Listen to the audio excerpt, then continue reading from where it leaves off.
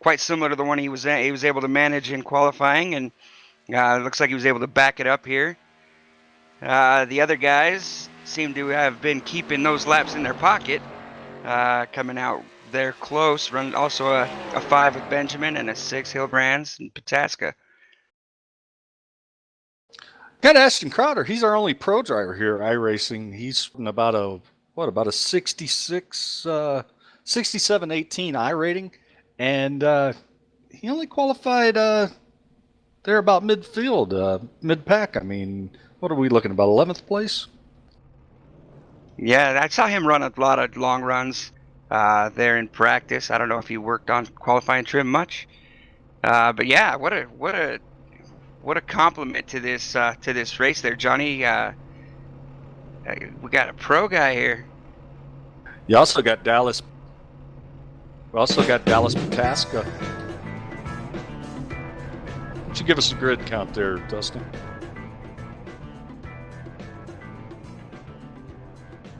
Yeah, in a field where we've got quite an array, we've got some I rating ranging from 1100 clear up to the 6700 range. We're set to see some.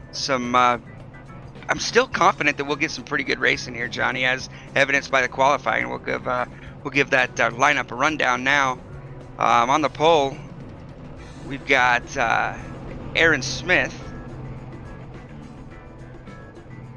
Outside of him, we'll have John Cottle, Steve Benjamin, P3, Tony Hillbrands, P4, Dallas Pataska, P5, Henry Kelleher, P6, David Houghton and Jared Mogard on row 4. Row 5, we got Benjamin Demosthane and Paul D. Johnson. Row 6, we got John Broussard and Joey Stats. Johnny, why don't you take us down through the rest of it?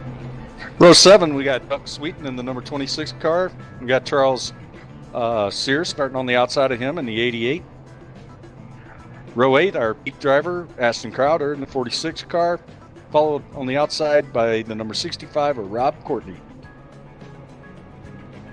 Row 9, Louis Ricardo will be sporting the Chevrolet number 12. Another Chevrolet on the outside of him, number 33, Mr. David Dreckman.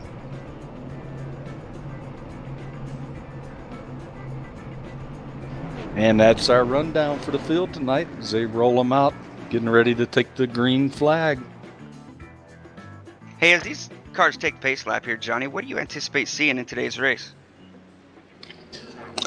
Honestly, can't say, Dustin. This is a brand new tire that iRacing's given us. It's their V7 tire. This tire, we're going to be talking about this tire all through the broadcast because I think we're going to see some surprises tonight. Yeah, if I understand correctly, this is the sample. This K&N car. This was the first one to receive of the stock cars. This tire model. Is that correct, Johnny? I'm sorry, Dustin. I was trying to adjust some sounds. These engines. I'm having a hard time. Bear with me a minute. Yeah, that is one of the first ones to receive that tire model there, Dustin. And I did a few practice runs, and I couldn't get a full field run in without blowing my right front. So we're going to have to see how they manage the tires here. That will add another element to today's race. As we watch the pace car drop off, Aaron Smith II leads them to the start. And they're off. Green flag. Looks like we got a clean start here. Aaron Smith and that number 7. We got a record up front.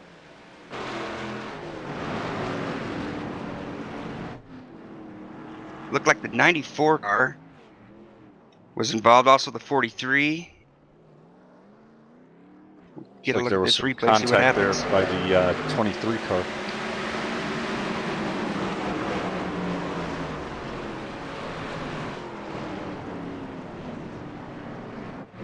Yeah, it looks like the 23 got into the right rear of the 94 and sent him up through the wall.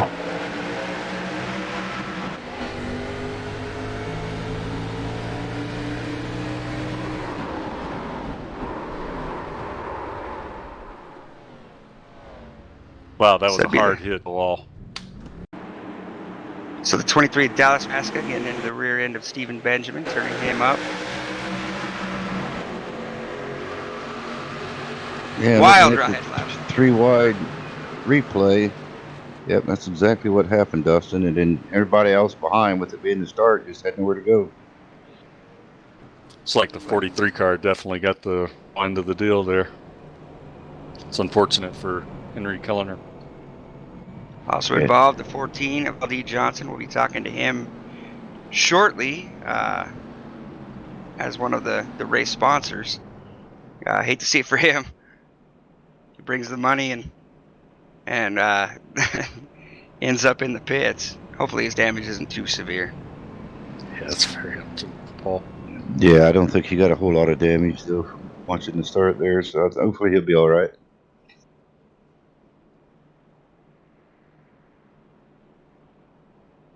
We had intended to see a lap 30 caution competition yellow. I don't believe we'll end up seeing that. Taking a look at that L.D. Johnson car, he's going to need some Band-Aids for that thing. And the 43 just horrible. David Sears got caught up in that. Yeah, looking at the back of Paul's car, he pretty good shot there.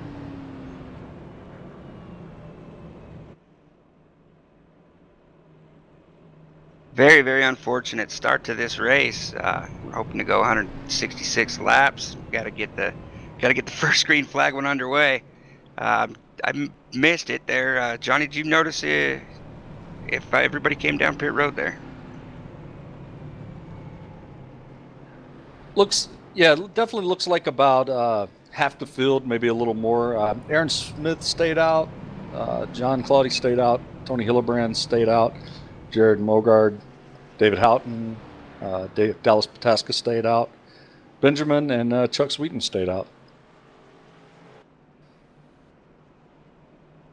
Yeah, it looks like John Broussard in 10th place was the first one to take tires there or assess damage as several cars get caught up in that melee lap 1.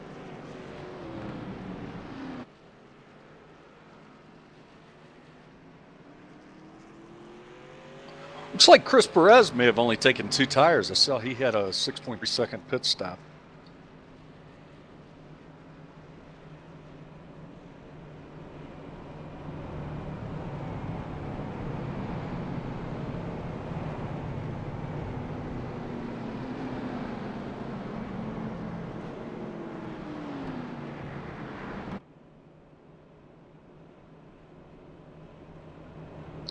You know, we didn't mention tonight when we first started, we're definitely the weather here in iRacing, for those that might be tuning in that's not real familiar with what we do here.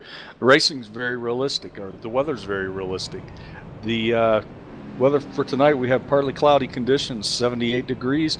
We have a track temp of 86 degrees. And we have a simulated time of 7 o'clock, and the sun moves. We have dynamic sky here in iRacing, and that makes it really nice. Also makes it very challenging for drivers. As that sun goes down, this track's going to get cooler. Cars are going to tighten up. It's going to be interesting to see what goes on with this new tire model. Like I said, Sorry, Dustin, I heard one of the drivers chatting on the channel. Thought that was one of you guys speaking up. Yeah, I think, Johnny, there a lot of these cars are going to start them out loose, just like you said, as tires wear a little bit, as the track's going to cool down, it's going to get darker, it's just going to get tighter. And tight sure means that right front's going to get abused. Not to mention, we've got a field of cars, 167 laps. iRacing's also got a dynamic track surface. So as these tires are wearing out, that rubber's going somewhere. It's getting embedded into this track. And much like real life, you're going to see that tighten these cars up throughout the night and throughout their fuel runs.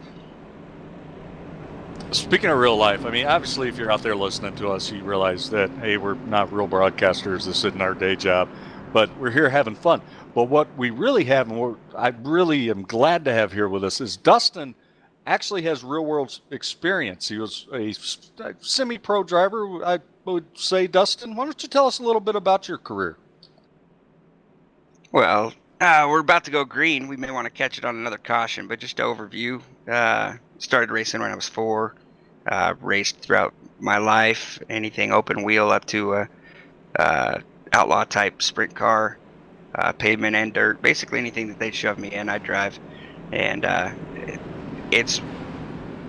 there's a little more that I'd like to touch on a little bit later, but let's just go back to green. Absolutely. Yep, lights are off to the pace car. We're filed, ready for the start. Pace car is down.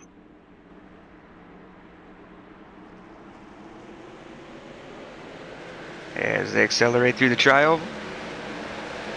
Aaron Smith leads. Good start for him. Off into turn 1.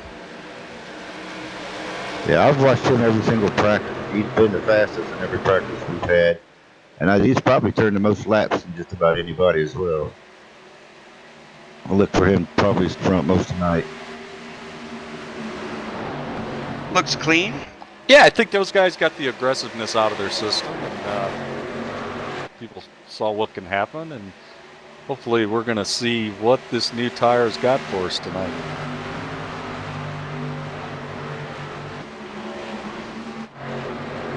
Yeah, we got one up in the wall in turn 2, but he's keeping it up there. No caution. Steve Perez.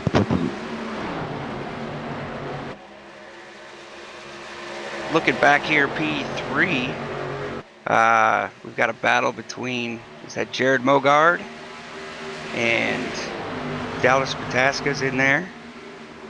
Hilbrand.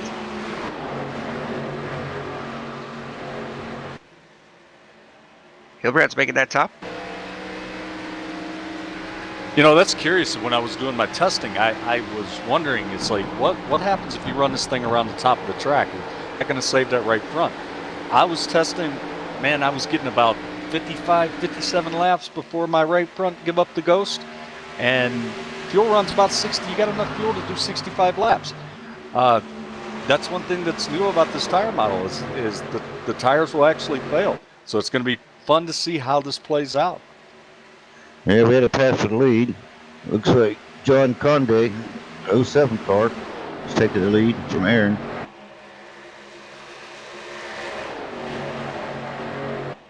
Yeah, it looks like John Cottle took the lead. I wonder, you mentioned, Johnny, that your tire will give up before a fuel run. We're looking at a fuel window of about 65 laps here. You mentioned 55 to 57, that right front tire would give up and actually blow out.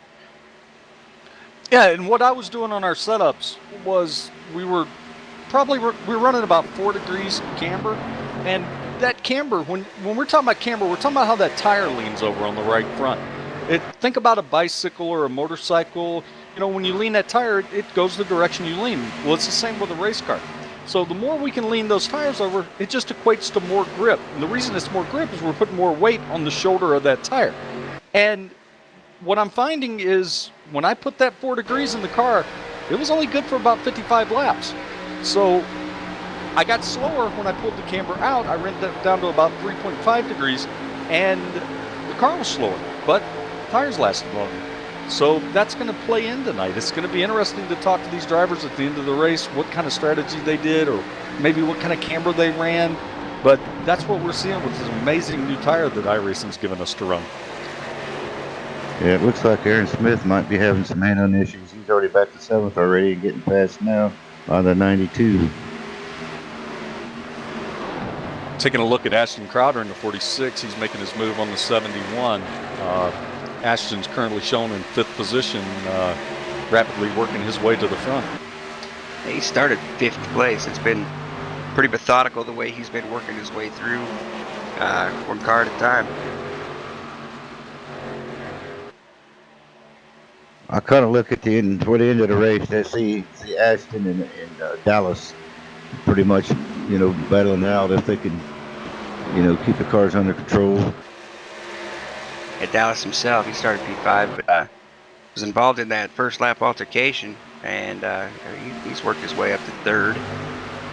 They're knocking on the door of Jared Mogard.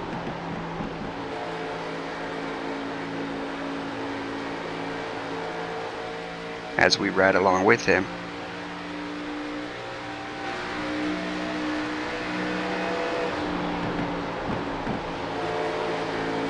We talked about iRacing and their dynamic sky, and there you can see the sun just shining on that track. That corner is going to get a little cooler and a little cooler as that sun goes down.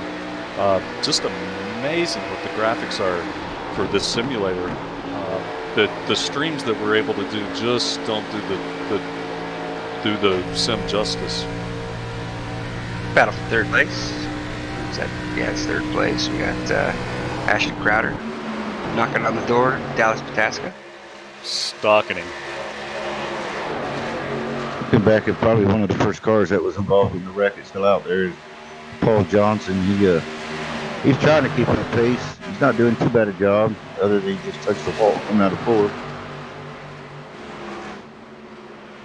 Slow car on the bottom. 12 car. Unfortunately, it looks like that accident took about 4 guys out because we're showing 4 guys laps down. Chris Perez is 9 laps down. I think he might have had a connection issue. Looks like Henry Hillener's 13 laps down. Yeah, 12's pitting, coming in the pits now. Yep. Battle for second, we got Dallas Pataska there inside Jared Mogard. I was watching that battle heating up. Mogard was not really willing to give that up. He's holding his ground. He's making Dallas high got a line little tight work on a entry little bit. there. Was able to park it and make it rotate. It's a decent run off, but I think both of them were holding up Ashton Crowder here, and the happiest guy on the racetrack would be John Cottle watching this battle in his mirror. Yeah, you gotta like that. You're setting your iRating's 2,000. You're definitely not one of the best in class here, but he's putting on a show for us. I would Crowder think to it'd be a P2. blast. Come out and race with pros like that. Slide See how you job stack attitude. up. Yes, he did. That's at a 4.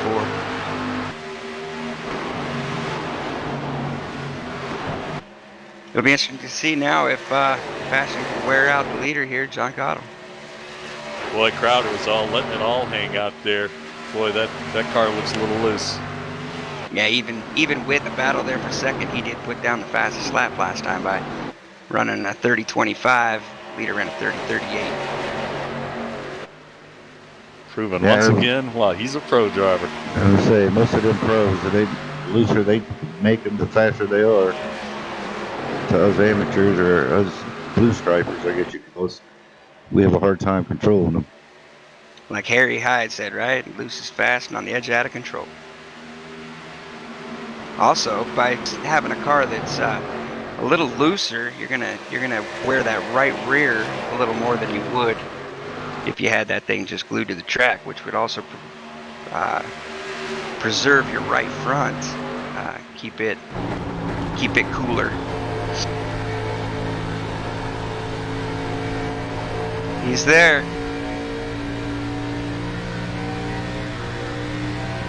Making his move. Look low.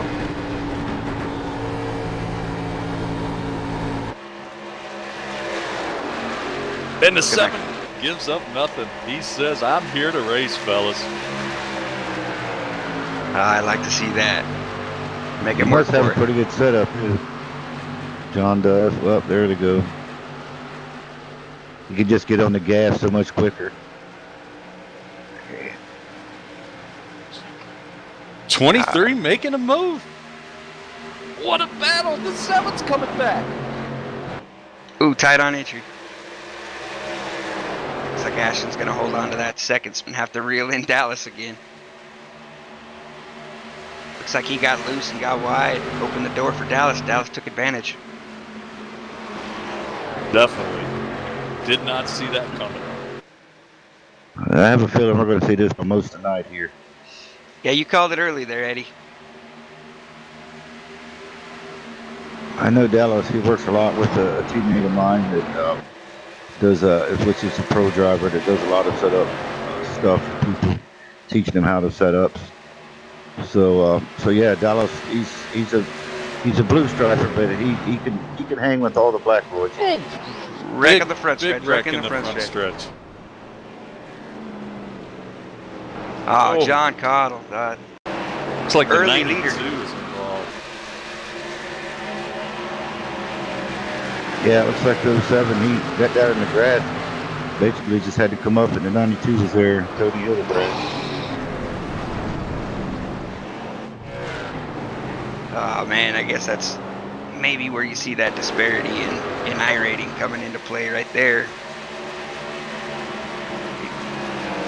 Looked like he got, like he got loose behind who's that yellow car? The Aaron Smith? Oh, Mogard. And yeah, lost it down in the grass and couldn't hold it down. 92 car there. Hilbrand was wrong place at the right time. Yeah, I think he was trying to go underneath Bogart a little bit, and they both kind of went to the same spot, and they both got a little loose. That's a shame, though. That was Yeah, a hard hit for the number 7. David Houghton.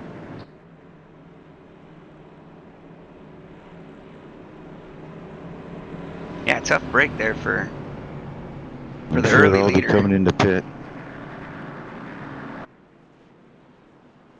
All right.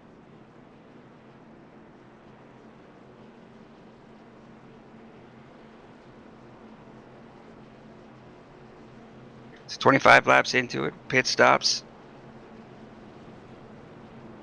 Dallas leading. Ashton Crowder second.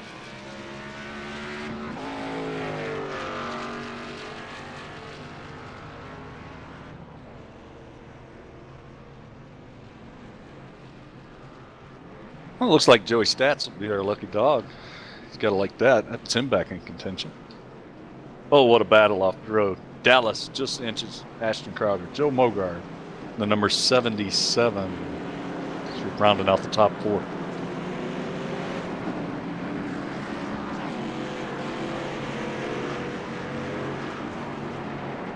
I believe I said that was the number 71 of David Houghton, wasn't it?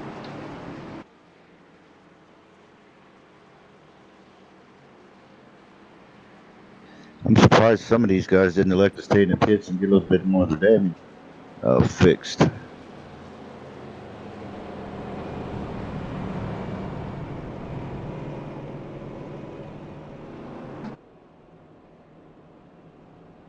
All right, guys, let's have a word for our iRacing sponsors. We like what they do here, and we'll get this thing back to green flag after these messages.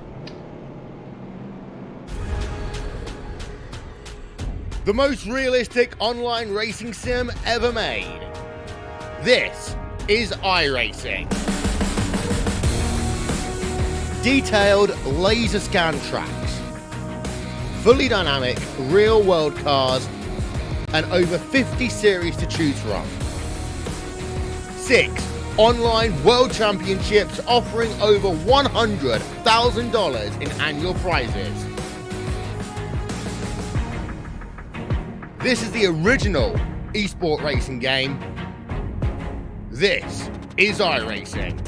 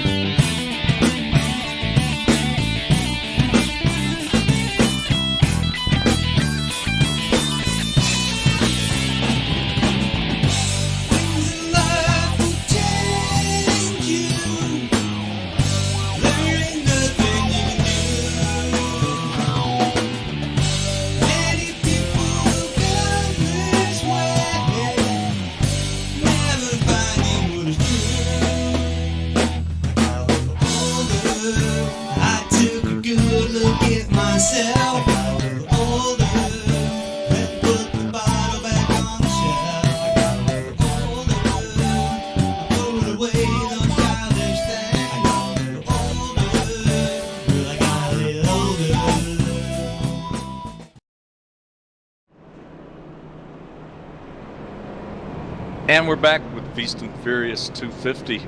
We've got one to green here, and had quite the battle so far. Looks like we've had about 6-7 cars involved in accidents, but Dallas, Pataska, and Ashton Crowder definitely proven that they showed up here to race. Yeah, it's good to see some of these wreck cars that actually got this to make a pit stop, fix a little more damage, punch them back up, and see what they got. Yeah, I'm excited to see this this battle develop between Dallas and Ashton. We saw them both work their way through the field. Ashton had a little deeper to come from, but was the first to the lead. Didn't hold it long. Got a little tight there, loose, slid up the track, and opened the door for Dallas. And I foresee a great battle between these two to claim that victory. Definitely, and we got Joyce Stratz in the number 8 car. He is definitely going to get the lucky dog. So we're looking at 18 cars still on the lead lap. New tire, anything can happen. Lights are off the pace car. Pace car's off, and off they went. Dallas with a good jump. Ashton able to find a gap there to get to the bottom. Off into turn 1. We'll keep our eye here about mid-pack and see how it looks like the top 8 pretty much bunched up. See how they get around here. I'd imagine most of them probably adjusted their car a little bit, probably loosened it up just a little, just a little for the longer runs. Yeah, I'd like to see a full fuel run. See how that tire acts, behaves throughout that 55 to 60 range. See if we see anybody lose a tire. I'd imagine they'll probably get 50 laps at the most. I know when I did mine run, but the last 8 laps was basically undrivable for the tire pop. So it'd be great to see a 50 lap run though.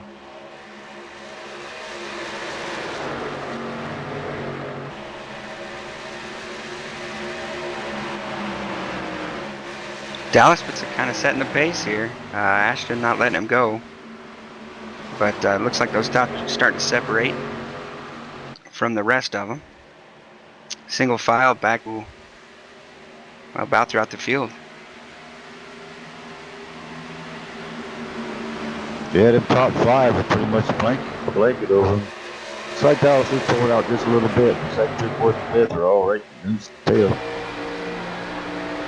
That fastest lap that time by was David Houghton at 4th base. This time by Aaron Smith in 5th. We know he's fast on that short run. Be interesting to see if he made some changes during that pit stop to make it faster throughout a longer run as he passes for 4th place.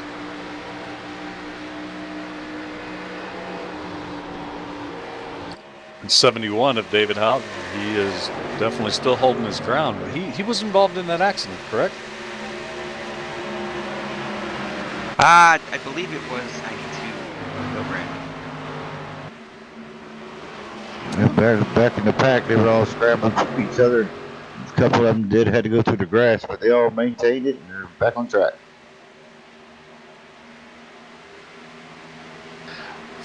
Fastest lap goes to Benjamin Demestein at 29.765. Yeah, that's the fastest lap of the race so far. Right there at that same though Dallas last time by ran an 82, so he's definitely setting the pace here. He's developed a half a second lead over Ashton Crowder. For a second, it looked like Jared Mogard was going to contest for that number 2 spot with Ashton Crowder, but he seems to have lost a bit there. Dallas Pataska still, though, one of the only cars running one in the 29-second bracket still. I tell you, that clean air up front's got to be, golden. Even with, even in the simulation, I found that driving most of the stock cars that clean air up front makes a huge difference. Yeah, I don't spend enough time up front there, ready to know. That's what I was thinking too. Yeah. Well, we got a couple of league races I've been in. I can't get past the leader. That's the problem. That's how I know. Definitely, that dirty air is not fun. And that's something you hear the real-world NASCAR drivers complain about, and it's no different here in the simulated world. Boy, Ashton Crowder's just getting closer and closer to that 23 bumper. Yeah, I anticipate seeing him poking a nose there into turn 1.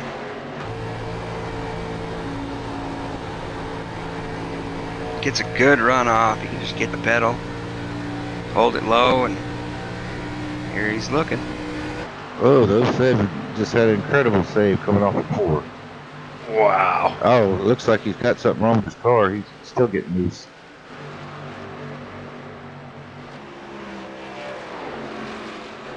Yeah, you can see quite a bit of damage from that earlier incident between him and Tony Hillebrand on the front stretch. You know, let's take a couple of minutes and talk about our sponsor. Eddie, not only is he one of the booth boys here calling a race tonight, but he has got a program that's just amazing with work he does with disabled veterans. He's also a sponsor tonight. He makes button boxes and steering wheels and stuff for disabled people and disabled persons, and does some great work. Why don't you tell us a little bit about that, Eddie? Yeah, well, thanks, Johnny. Yeah, I'm a member of I'm a disabled vet, a member of Paralyzed Veterans of America myself. And I always thought, I was able to get out of the wheelchair for a while. But I thought, people in wheelchairs, they should be able to race too. So I designed some and put the gas and the brake up into the steering wheel so that people that's, paraplegics can still drive. And I actually made it where I actually got quadriplegics that's up at the PVA drive, and I put 2 simulators up in our local chapter here in Sanford. So yeah, it's something I've always wanted to do, and I'm thrilled I got to do it this year. It's amazing stuff, Eddie. Such a good thing you do for, bring this to those who otherwise couldn't enjoy it. Yeah, they're having a blast with it, and I got to thank iRacing too. I mean, iRacing, they donated the content, so I didn't have to buy the content for it. So yeah, between that donation and me giving it to them, there's people showing up every day just having a ball on it. It's good stuff, Eddie. It definitely warms my heart to know that you're involved. Boy, Ashton Crowder got mighty close to the wall there. Yeah, we saw him hit the wall in practice earlier. I spoke with him down in the garage area afterward, and he said that he just lost it. He just said these things are really tough to drive, and you feel like you're skating the nose, but then the rear will kind of step out on you. It to me, it sounds like they've got it right, and I'm excited to see this new tire come to the rest of the stock cars that iRacing has to offer, and get to playing with it. Yes, this what are we looking at? This Tuesday will be the release of Season 1, 2020 iRacing. And there's supposedly, the early word is, we're going to have the new tires on the A car, which is your regular NASCAR Cup car, and then we're also going to have it on the trucks. They're delaying the rollout of the tire on the Xfinity car, and the reason they're doing that is they have a Pro Series division going on. This guy's racing for Peak Series, and they don't want to interrupt that. So as soon as that Pro Series is over with, I think they said about 5 or 6 weeks down the road, we're going to see that new tire on the Xfinity car, and boy, it's just going to really change the face of racing here. Yeah, just to kind of go over what Johnny alluded to there, the Peak Series is the elite of iRacing. It's got real world sponsorship and affiliation to NASCAR, a big part of eNASCAR. Actual race teams will draft Peak drivers and support them throughout the year. It's been an amazing thing, and next year those Peak races will be broadcast on TV, live TV rather than just streaming. So it's really a big deal, and what they do is during the regular season they'll run a Road to Pro Series, which is the trucks, and top 20 in those truck points at the end of the season will battle against the bottom 20 from the Peak Series the year before. And they will run, those 40 cars will make up the field in the Pro Series, and they run the nationwide car during the off season. And so that's what Johnny's referring to when he says that the new tire model will not be released to that nationwide car until the conclusion of that Pro Series. Xfinity car. Yeah, my bad. Busch I know, Grand National, whatever. Busch Grand National will always be Winston Cup in my heart. I hear you. I hear you. Hey, watching this this running order, Johnny, I see you're 44 laps down or 46 laps down. What's going on there, man? Couldn't get the car started. It just refused to get off pit road. The same issue, evidently. Man, if we can take a look at the leader, I want to talk about the line he's running. Well, I just have not seen anybody drive this track like this. He is putting that car, watch the corner here, right down on the blue stripe. Oh my goodness. Look at that car just dance. Can you do that, Dustin? Nope. Well, one and two here. I've noticed that you can take a later apex or a higher entry and later apex around the corner, and it does kind of pull you down there in two if you get it wound up enough and point it in the right direction, and you can really do it there. 3 and 4, no, I struggle to keep it down there. I'll be honest. I got a heavier right foot than most. It must be the dirt racing. Just lap after lap. Ashton Crowder is just flawless, and he's proving once again, this is why I got the black bumper, guys. Yeah. Catch me if you can. Throw a dime out on the track, you'll hit it every lap. I believe it. How about we take a look at the line that the second car is running? Special thanks to our producer, Carlos. He's doing a heck of a job there on the cameras. He's doing the best with what he's got there, Johnny. He's got evident rookie broadcasters in the booth, but he's doing his best to keep us going, and a big shout out to Carlos. But check out that line there, Johnny. Yeah, we can see Dallas is just, of course, he gets it down there in the dog leg, but you'll see that he's running about 6-7 inches above that blue line. Well, or a couple feet.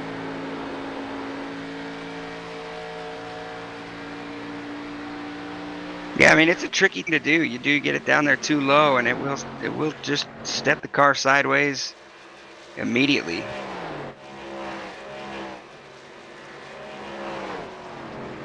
right now, Ashton Crowder has extended that lead 1.2 seconds, and it just keeps getting larger and larger. 27 laps into this run. So far we have ran 52 laps of 166. So we're about one third of the way there. Ashton Crowder has extended his lead a little over a second now. Why don't we take this opportunity to go through the field? Absolutely. Take it away. We'll start with our leader. We've at great lengths about Ashton Crowder. First off, we're grateful to have him here participating in this race, and he was kind of a last minute adder, and we're grateful to have him setting the pace here today for sure. Back here in P2, got Dallas Pataska. Again, he's about a second and a half, or he's a second and a half back of Ashton. You see him looking around that racetrack, trying to find some grip. Ran the top side of 3 and 4. Here he goes at the top again, 1 and 2. Jared Mogard right there behind him, knocking on the door. He just reeled him in from about a second back. He's putting down some pretty respectable lap times too. Times about a tenth off the leader.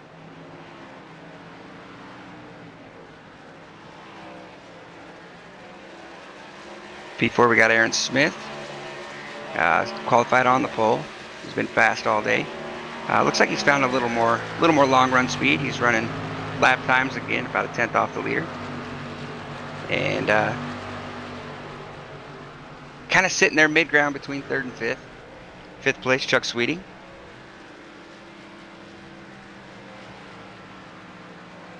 In this 26 car, Interesting paint scheme on his ride today.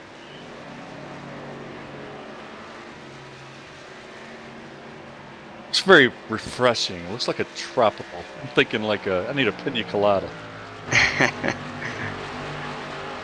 Why don't you say something there about P6 there, David Houghton? David Houghton in the number 71 Sparco car. Did I say that right, Dustin? I believe you did. Started All right. P7. He's running right where he started.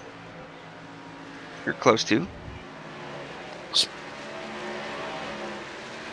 He's P6. He's looking, let's see, he's about 6 seconds off the pace.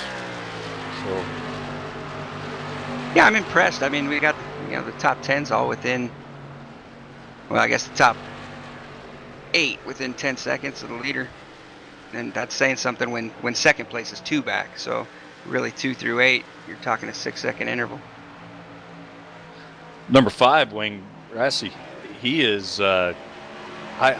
We really saw him running hard in practice, but he's kind of settled in running middle field there. But maybe he knows something everybody else doesn't know. Maybe he's saving his tires. Maybe we might see him start creeping in. And the number 14 is Paul Johnson. He was involved in that accident. First caution. But I'll tell you what, he is taking the lemons that this track's giving him, and he's turning it into lemonade, running a respectful top 8. Yeah, and Paul was, his work prevents him from really being in the simulator, spending much time running many laps. I know he came into this race today without even having a base setup built. So to see him running P8 here, just 10 seconds off the lead, is 34 laps into a run. That's pretty respectable. And with a beat-up race car. Exactly. We'll go to the Area 51 car, number 33, David Dragman. David's an old friend of all of ours. He's running a very respectful race, looking like a good top 10 for him here.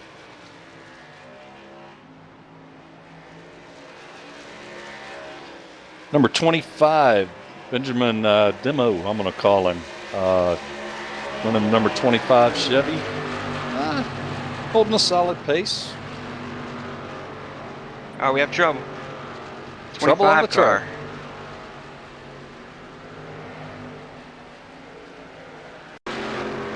Yeah, we're going to go to a replay, take a look at what happened with number 25, Benjamin Demestein. See him there in the trioval. The 8 car takes a look, and he just closes the doors if he wasn't there. The door. That could have been a lot worse. And held on to it. What a great job. He is coming to pit road now.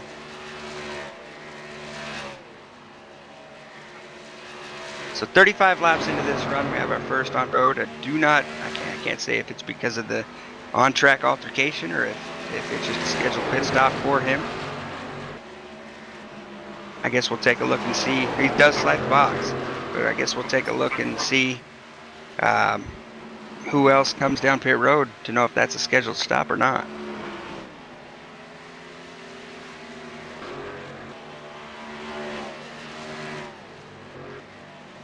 Not seeing anybody else take pit road, so it looks like an unscheduled pit stop with the 25 car.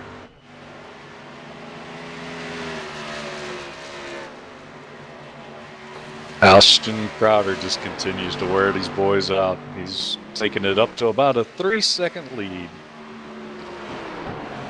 I'll tell you who I've got my eye on is this Jared Mogard running in 3rd place. He's running lap times similar to the leader. He's run Dallas Pataska down, and I imagine we'll be seeing a battle here for P2 here within now. Good eye, Dustin. That's what we wanted to see with this tire. Can you run a little slower? Can you save your stuff on a long green run and be competitive? And that's what everyone's looking for in this new tire. Oh, Dallas is driving the wheels off of that. You see him get sideways out of 2 there. Managed to hold on to 2, but Jared Mogard is wearing him out.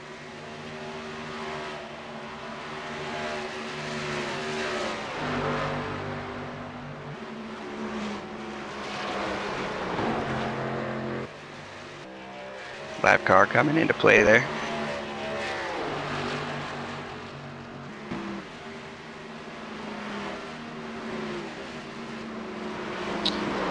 Rob Courtney in the number 65 Chevrolet there is going to be the next victim to go a lap down. Yeah, he is. He is a lap down now. So I did a good job getting out of the way of that second battle there. Slowed Jared Mogart down just a little bit. He'll have to reel Dallas back in. Might be tough to do. Dallas just ran the fastest lap on the track last time by.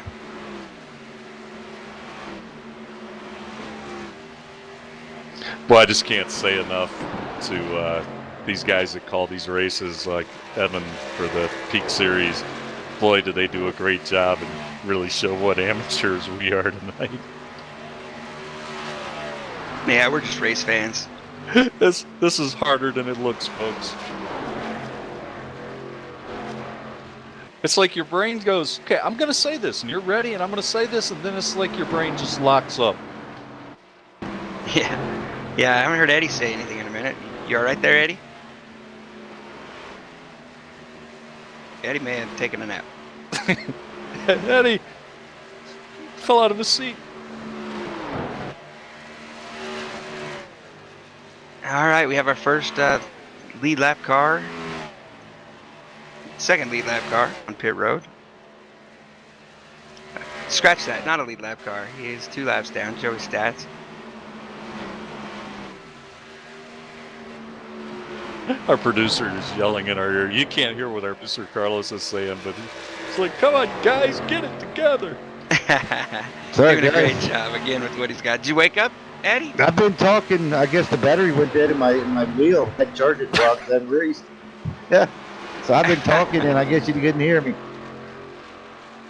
That's what we'll chalk our amateur nature to defaulty equipment. One of my custom wheels got a equipment. battery because it's got a quick disconnect, obviously, and I didn't think to charge it up. Hey, nice plug, Eddie. Ashton Crowder putting down another victim, the number 21 of Tim Phillips. Yeah, we're 45 laps into this run, so I imagine we'll start to see, what risk versus reward some of these drivers have really put into their setups. We made a few comments about the camber, and Johnny explained a bit about that. Again, like you said, more camber, more turn, but also more tire wear. And you really run that risk of that tire falling off bad and eventually blowing. So you're going to start to see those guys with the more conservative setups really starting to run some faster laps,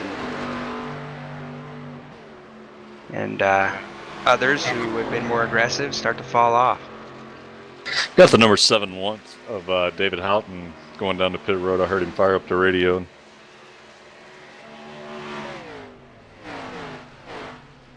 Also, Aaron Smith in the 70 car there on pit road.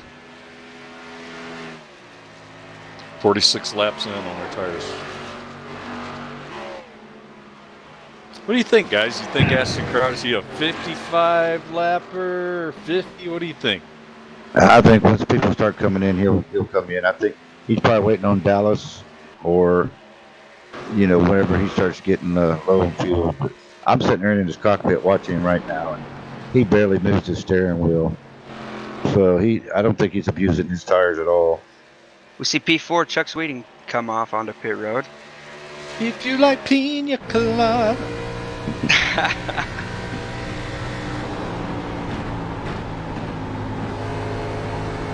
Tell you what, as bad as we are at broadcasting, I think we're better at that than singing there, Johnny. I think you're right.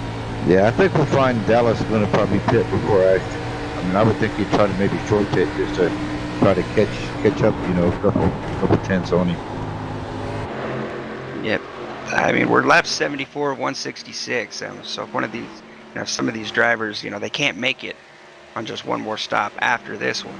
So I would be surprised. I'm actually surprised that more have not already ducked onto pit road to get those fresh tires, breaking those last just runs. To show you there, the 25 got such a nice runoff before. He just pitted recently. And Ashton's on old tires, and he's staying right with him. Looked like Ashton might have got a little bit tight off before. 25 just about got into him. A 71 seems to be making hay with fresh tires. Yep. Well, there's a big difference with 40, 50 lap tires. Oh, Ooh, contact by the 71 yeah. and 25. Got one up in the wall. 27 and 4. See if he continues. Looks like he's going to be able to make it to pit road Yeah, safely. looks like he went to pit road. That was Yep. another near miss. Boy, He's those had- guys that early pitted, they sure don't want to see a caution now. Yeah, he's had a rough night there at 27. You got the 00 and the 23, Dallas.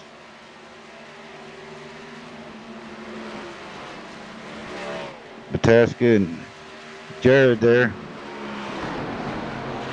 Yeah, Jared reeled him in, and I think he may have upset his tires a little bit, and then he, as the 94 comes down to pit road, back to Jared. I believe he ran Dallas down early on and may have pushed his car a little hard. Pushed his car a little bit. And backed it down a little and cooled that tire down. Came back to him. He seems to just run out as he gets to him. Yeah, I found that in practice when people would be like 1.6 seconds behind me, then it'd be like 0.4. Then all of a sudden, I just kept running the same laps, and then they ended up dropping way back. They were just pushing it too hard, trying to catch me. It's got David Dreckman coming in on pit road, and the number As well as 14. Paul Johnson. Wayne Grassi's coming in. Looks like 50 laps here, Johnny. 52 laps has been the key number for most of this field. Ashton Crowder still continues to stay on the racetrack, as well as Dallas Pataska, and third place Jared Mogard. Yep, Mogard, pit road. And you also got the 65 on pit road. Rockport.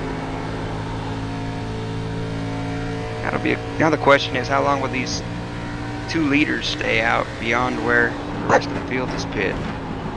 Then you had also the number 50 place car, number 5, Wayne Grassy, I believe. It's just now coming off pit road.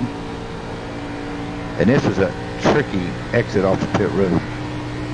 It's so easy to spin out. Yeah, these cars on cold tires, again, the tire model they did it. You don't have just infinite grip to start with. No. You got to get some heat into those tires to get that grip. And coming off the pit road, it's about as cold as they get. Well, I'd be curious if Ashton's going to, because the 25 is pitting right on it. He's not pitting yet.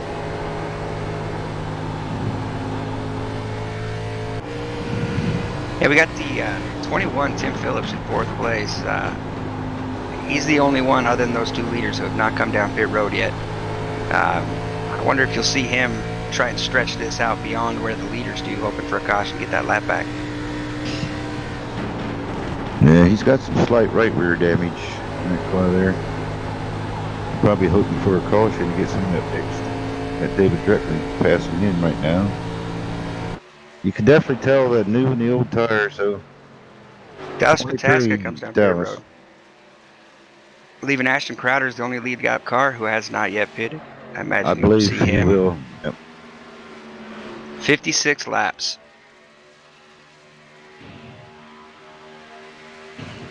There are a couple cars there to look at the inside of Ashton now that possibly prevent him from making it down. He was unable to get down this lap. Ashton's going to have a interesting situation here with those two lap cars on his tail, trying to get down to pit road. Unless he backs off and just lets him go. And I think that's exactly what he might. Oh, I thought he was going to pull the trigger there. He's Yeah, that 5 car is not letting him make his way down pit road, is he? Yeah, he's probably going to have to just let him go on the back stretch because I mean they're on new tire. Oh, they just hit him. Whoa! Put him up the wall. Oh, He's in the wall. Ashton in the wall. A 5 car gets in the back of Ashton Crowder. He's still going. As you see our replay here. Off into turn 1. Ashton just has to back it down on those older tires, and the 5 just gets into the back of him, sends him up the racetrack and into the wall. That was rather unfortunate. Yeah. Ashton brings it down pit road to assess the damage and likely just change his tires and be on his way. He may Yeah, have to just contend with that damage the rest of the race. He followed him for a few laps. He should have known he's having to back off with old tires.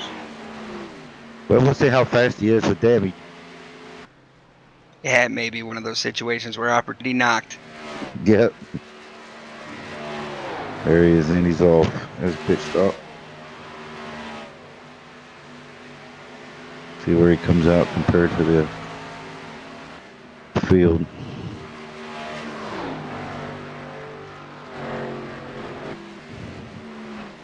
So we got quite a few. There's Dallas, just went by him.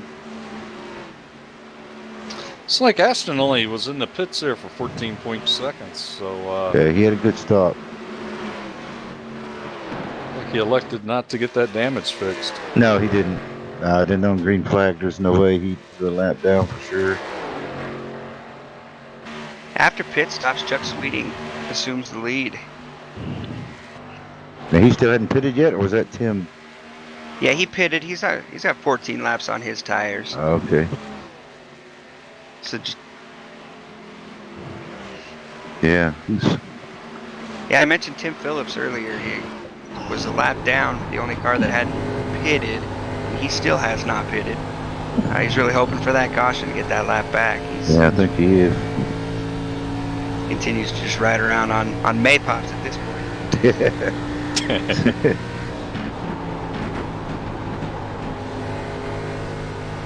I can tell you, when that tire pops, is it violent? Straight in the wall. Straight into the wall. It's pretty cool. It actually even shows spark coming out behind the car. Well, the field's pretty much spread out, as green flag stops always do. It only spreads the field out. Yeah, I'm impressed. Nobody, as you mentioned, the cold tires coming off the pit road, that nobody had any issues there. Yeah, me too. You gotta be super careful, that's for sure. Yeah, Ashton Crowder after pit stops and after that altercation on the track with the lap car, 5 car of Grasset, he's fallen back to 6th place.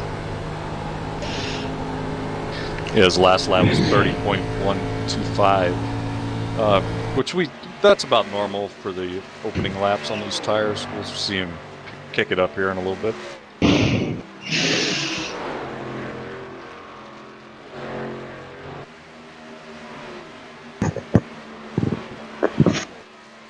Yeah, it looks like his right side. He's got a lot of right front damage, and I'm sure that's killing his ski. Told you guys it was Pina Colada time. He's put a palm tree or two on the back of that car. It's just going to make him drive a little harder, though. So it's going to be curious. It'll be fun to watch. See if we can catch him. Yeah, we noticed a couple laps ago Ashton was running 30.15. He's been running 30.1s pretty regularly, but at that point, pretty much everybody was running in the low 30-second bracket. I'm starting to see those cars start to come in as those tires warm up. Dallas Pataska last time by ran a 29.9. So these cars are starting to come in and speed up a little bit. You got the number 21 of Tim Phillips on pit road now. He put 65 laps on his tires that time. Wow, that's impressive. 25 on pit road too, Benjamin. We were working with Tim last night, and him and Steve Benjamin both, they were really setting up their cars for the long run. Yeah, I think 25 just had a little bit of bad luck. Getting into people. But talking about Paul Johnson, he's actually up to 6th place now. After that damage to start out with, he's actually running a pretty good race. Yeah, we need to take a look at that number 6 car, Paul D. Johnson. He's one of our sponsors here tonight. He's with number 14. Number 14. You're number 6. Caught me. But yeah, Road Trip Racing, number 14. He's the sponsor for tonight's race, and known Paul for several years. He's a great guy. He's starting a young family and beautiful family, and He had a baptismal for his youngest kid there the other day. It was beautiful. And hopefully we get to talk to Paul a little bit before this thing's over with. Yeah, I met Yeah. Paul when I first joined iRacing. He invited me to the league, in a league race. And that's where I met you, Johnny, and basically been racing with him ever since. But now he started a truck with me, so he doesn't race much anymore. It's very Dallas hard. Pataska running too. He's been running about a half a second a lap faster than Chuck Sweeting here. And he's half a second back, so I imagine they'll be nose to tail here crossing the stripe next time by. Yeah, Dallas is about to gobble Chuck Sweetie up. Chuck's got 23 laps on his tires, where Dallas is looking at 14, so about 10 laps Dallas is to the good.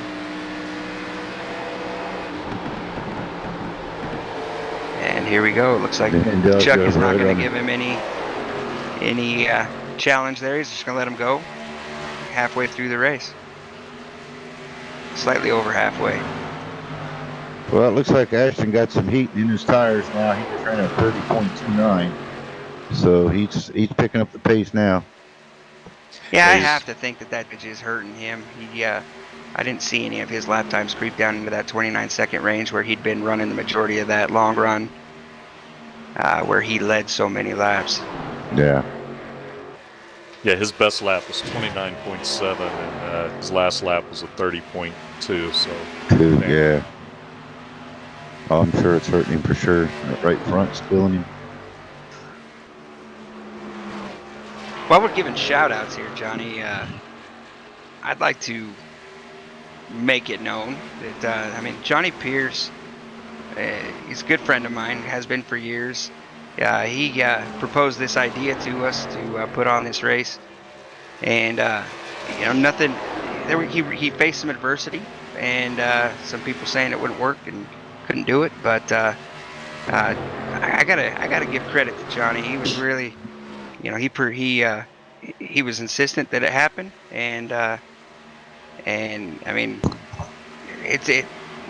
we're grateful that he was able to pull it all together and through perseverance make it happen.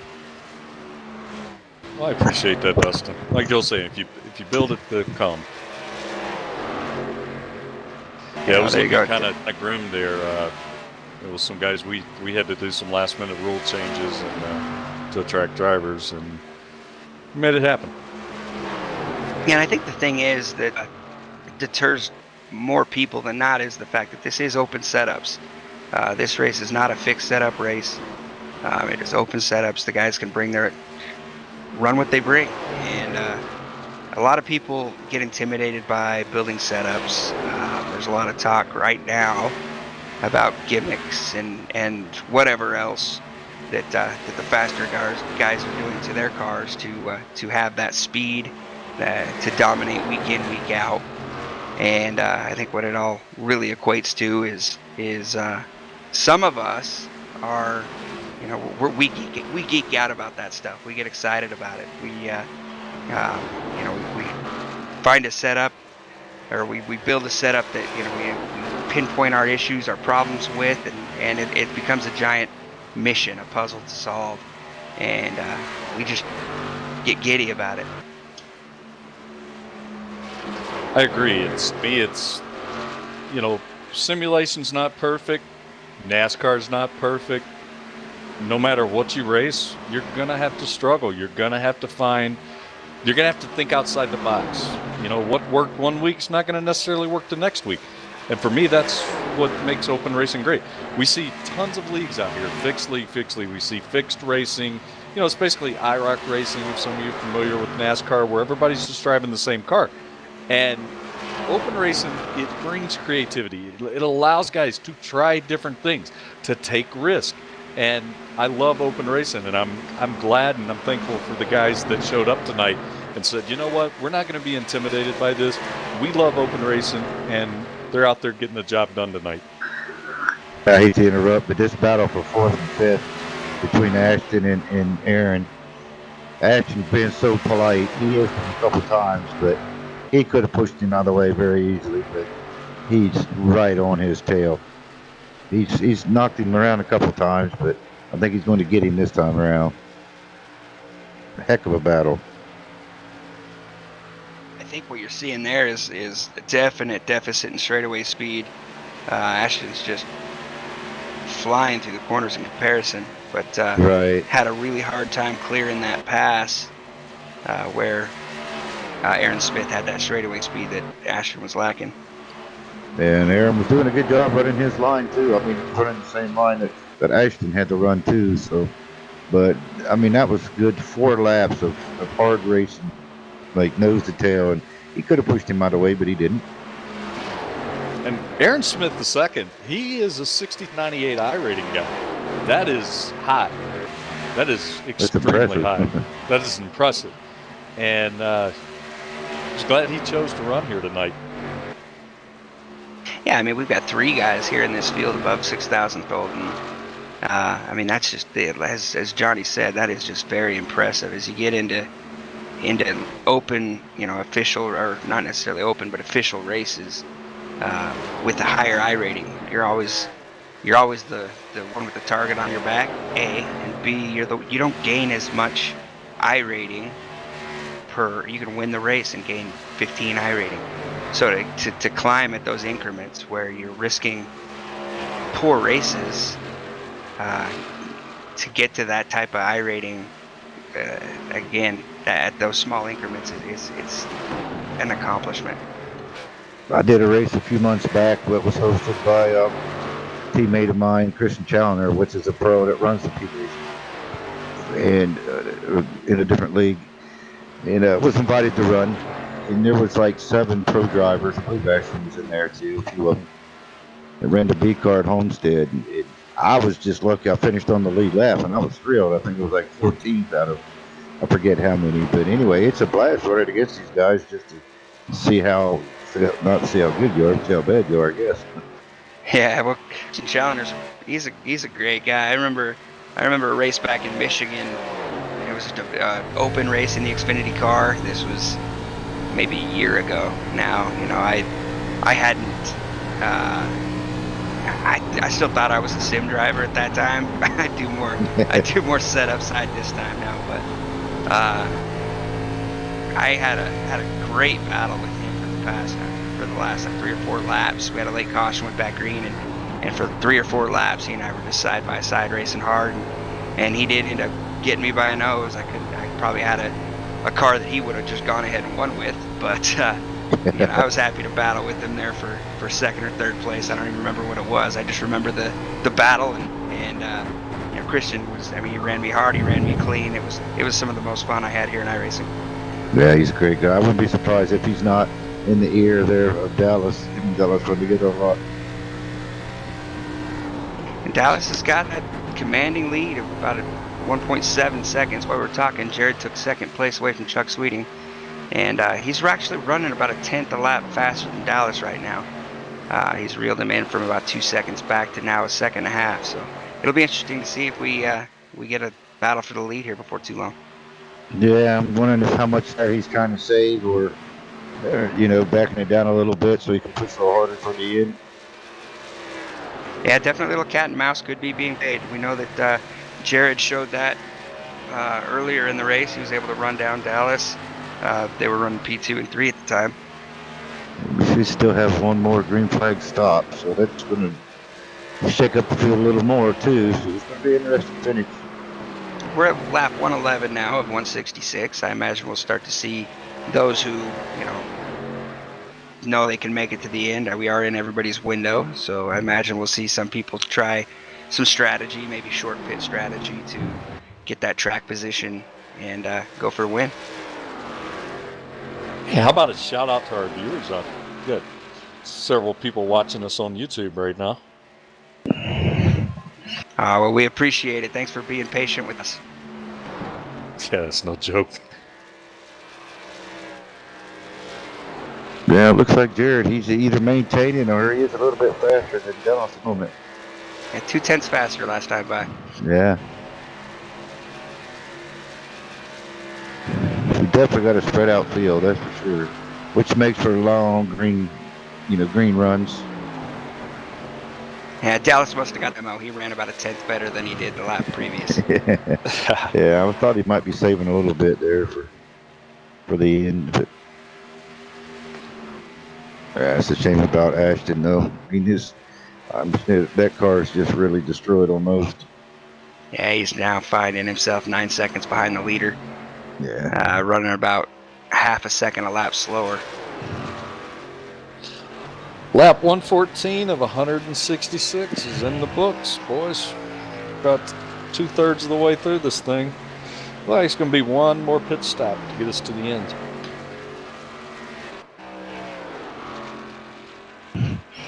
Yeah, he's crashing, though. He's in the wall again. Oh no, oh no. He saved it.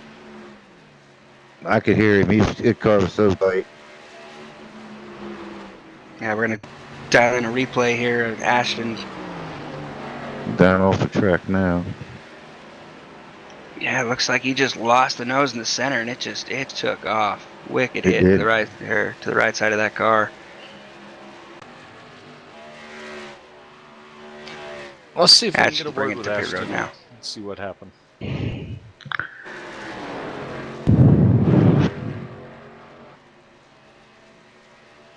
Open mic, Eddie.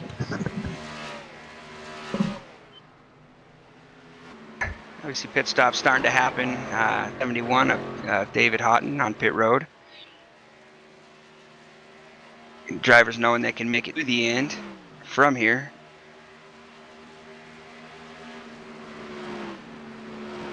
That Jared Mogart, I tell you, he's running some really consistent laps. As we see Paul Johnson on pit road.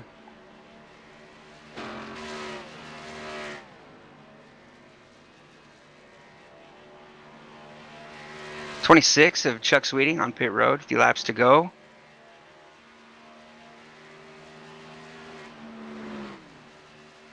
Like I say, as we start to see these drivers enter their window, you're going to see some short strategy. You're going to see some people stay out. Tire fall off seems to be about a second. Drivers, after about 30 laps, 40 laps, starting to run lap times about a second off of their best laps. So not a lot of fall off. Once it does hit that point, they seem to stay in that 1 second range. But a second a lap, if somebody short pits by 4 or 5, that's 4 or 5 seconds. Well, here in the booth, we got Ashton Crowder with us. Rough night there, Ashton. We saw what happened there when you were in the lead, and that was very unfortunate. But you want to take us through what just happened there with you? Yeah, I had some people following me, had new tires, whatnot, and yeah, I don't know. I guess I just misjudged it and hit me in one. And the way that our cars are set up, they're made to turn left. So as soon as you have to correct right, you're pretty much screwed at that point. And I really couldn't save it. But and then that last run I blew a tire, so I decided I was gonna, take it to the truck, and that calls a yellow. I was wondering, that was the main reason I wanted to get you up here for an interview, is you feel like you might have blew a tire there. Yeah, the toe got... Dallas in the wall. Yeah, the toe got knocked out of it pretty good, so it was... Yeah, there's a lot of resistance and, pop into the turn 2 wall. Very unfortunate. Very unfortunate. And speaking of unfortunate, what was that, Dustin, with Dallas into the wall? Yeah, well, while we're speaking with Ashton there, Dallas Pataska got up into the wall out of turn 2 as well. Let Jared Mogart take the lead.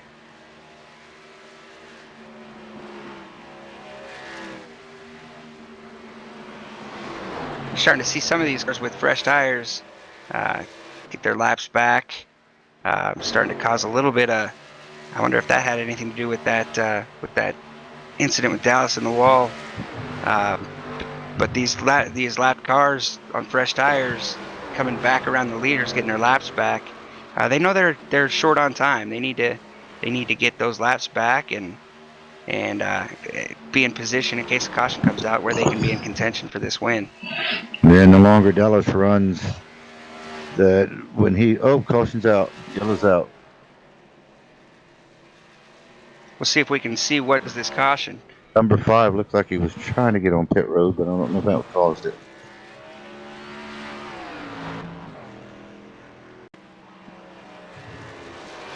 We rewind for a repair. 5 looks like he's making a really late pit entry. But that wouldn't cause the caution there. That's not what we're looking for. No, maybe he was getting ready to come in and then came out, but I don't see what it. I'm trying to go through the field here and see what happened.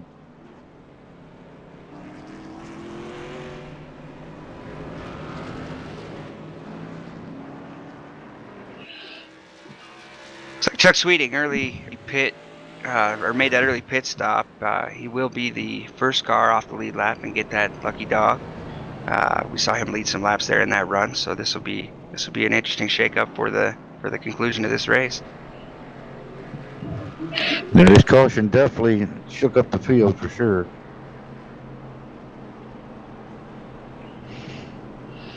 It looks like Sweeney's. Looks like he stayed out. Oh, he's going around the pace car now. Yeah, Sweeney was a lucky dog there. Yeah, he got the lucky dog. Yeah, what we anticipated being a battle between Dallas Pataska and Ashton Crowder looks like it may develop into a battle between Dallas and Jared Mogard, who we've seen run on the racetrack all night long, as Jared Mogard beats Dallas off pit road. Hey, Carlos, let's see if we can get the camera on this beautiful number 14 road trip. Well, it was beautiful until it kind of went through the Battle of the Bulge there. How you doing tonight, Paul? I'm doing all right. I mean, I don't know. This may have just really hurt me here on the on this fuel strategy because I just got trapped a lap down. So I got caught up in that first wreck right on I saw it happening. I got on the brakes and I got punted from the rear end, and mainly all rear end damage. It doesn't seem to be hurting the handling too bad. So I just took tires, so we're gonna stay out and see if we can't get back on the lead lap here. So 10-4. Why don't you tell us a little bit about Road Trip? We appreciate you sponsoring tonight's race. It means a lot to us, man. Yeah, no problem. So Road Trip Transport is a company I started this year. It's a hot shot company, so we do a lot of expedited loads. We do a lot of just normal hauling as well, but we use basically 1-ton pickups with 40-foot trailers. We're up to three trucks now, and actually this is kind of a coming out of retirement race for me. I haven't raced in about 8 months just due to that running the company. I just haven't had time to race. So, well, buddy, it doesn't show. You're definitely holding your own there. They're in the top 6. Yeah,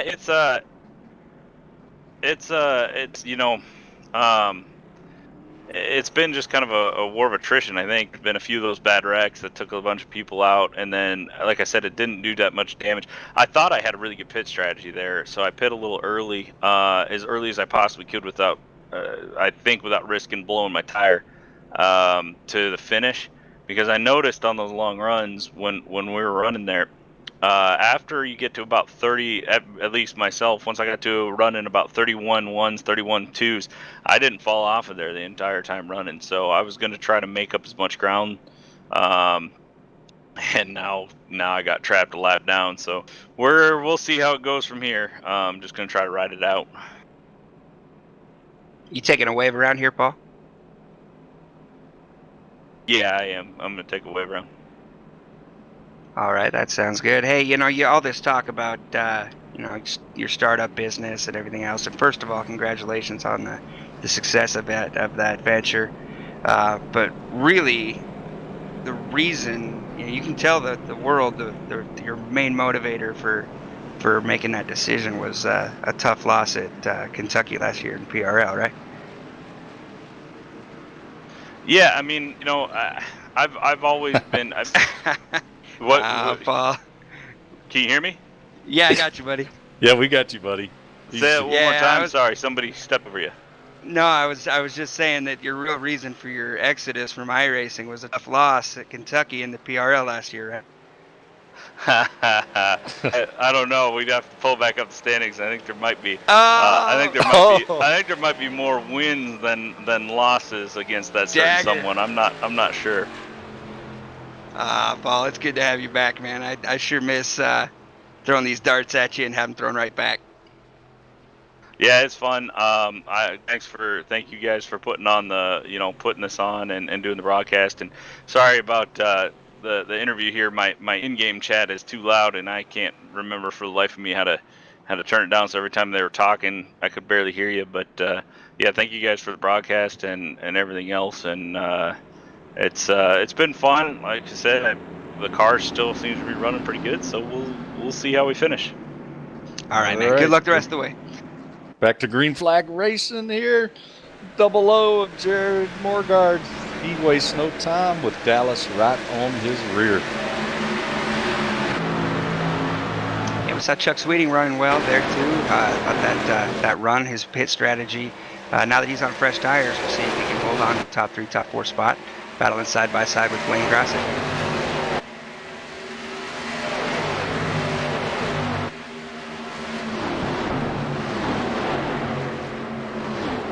Eddie, you there, man? You alive?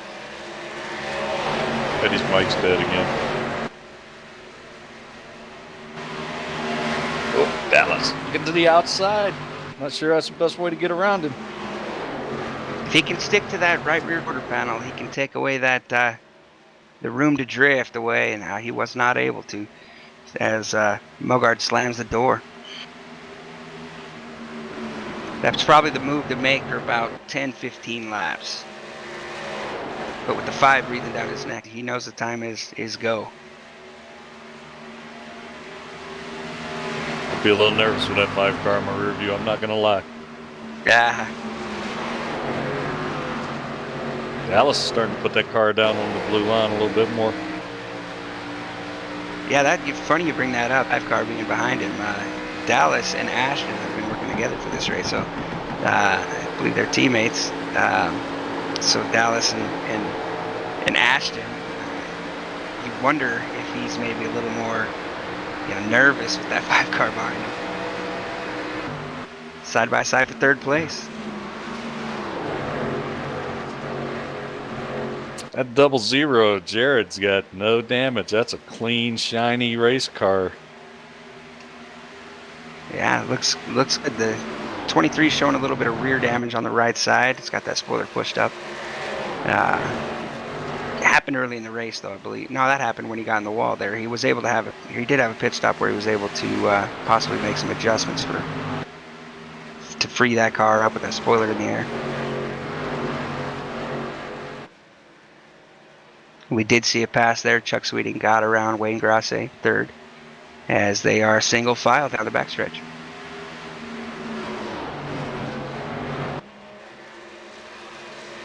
It won't be long before Dallas, I'm sure, is going to be breathing down around the tail of him.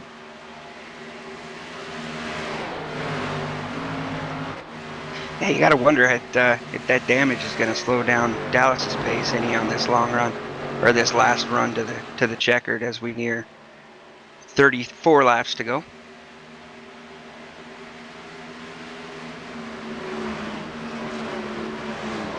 How do you guys feel about the new Charlotte paint job? I kind of miss yellow.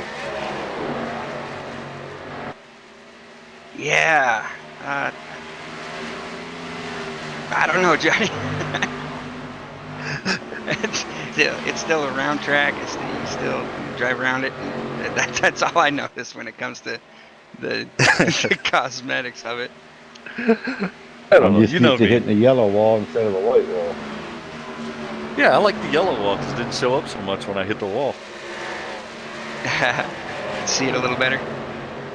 Yeah, it's just for us older guys, it kind of reminds me of Walmart back in the day. You see Dallas wearing him out. He's inched his way back to the left rear quarter panel. Tucks inside him, going down the back straightaway. He'll have the bottom going into 3. Yeah, I'm looking at his damage, and he's got slight right front damage, but not nowhere near what Ashton had. Well, he made that look easy. Yeah, And Dallas Mogart's is a not great letting up. driver. He's crossing him over. He thought about it. Tucks in into turn one. Well, looks like Mogart just can't get back to the throttle like Dallas can. Yeah, and we saw both runs where Mogart would lose ground to Dallas early on, but then reel him back in. So it'll be interesting to see if Dallas will stretch this out to a second or so. If Mogart can bring him back.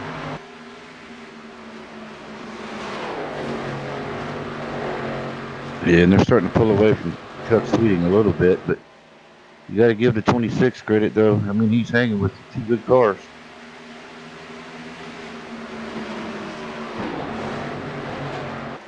Really got the top five with second and a half. It's anybody's race here.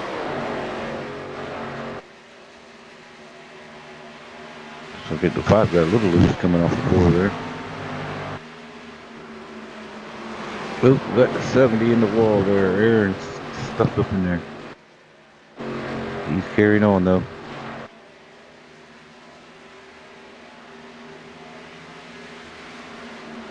That's too bad, too. He had a good race when he got past by number 14 to Paul Johnson. Paul's fighting for all his life. Yeah, he took the wave around too, so he had to restart behind those lap cars. Had to work his way through there to get to where he could battle with these lead lap cars. Aaron Smith's not letting him go, though. Only got about 28 laps to go in this race.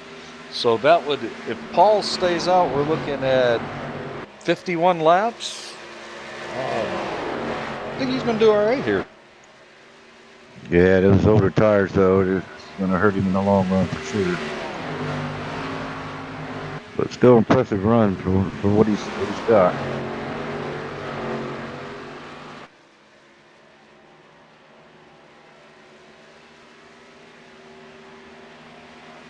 How you see Mogart just not letting Dallas go here. He is just shadowing his every move, stalking, waiting.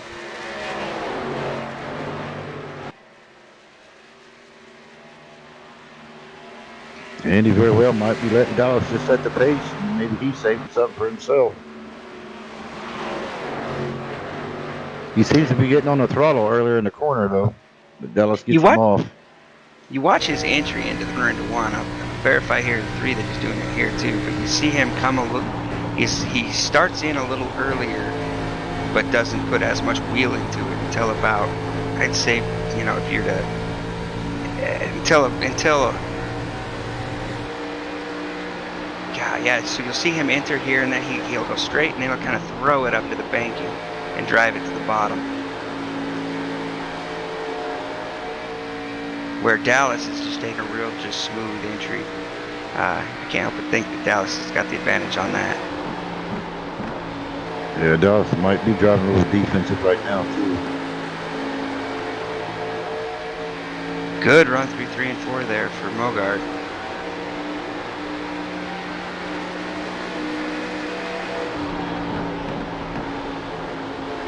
Yeah, see how much quicker he's back on the throttle than Dallas.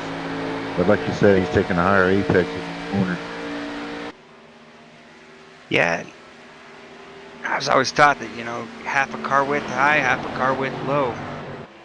You can't go through them or over them, so you gotta stagger out one way or the other.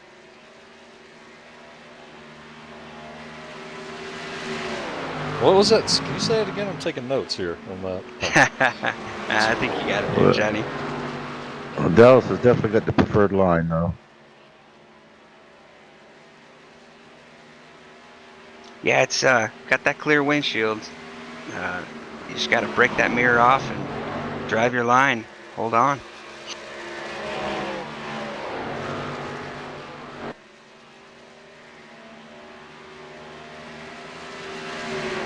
You see Chuck Sweeting there in place. He's not letting that battle go either. He may be the benefactor of a tight battle for the lead here. Yeah, I wonder if Dallas is actually holding the 00 up a little bit. Allowing the 26 to catch up. I think you may be right, Eddie. Yeah, I'll take a battle with cars for the lead.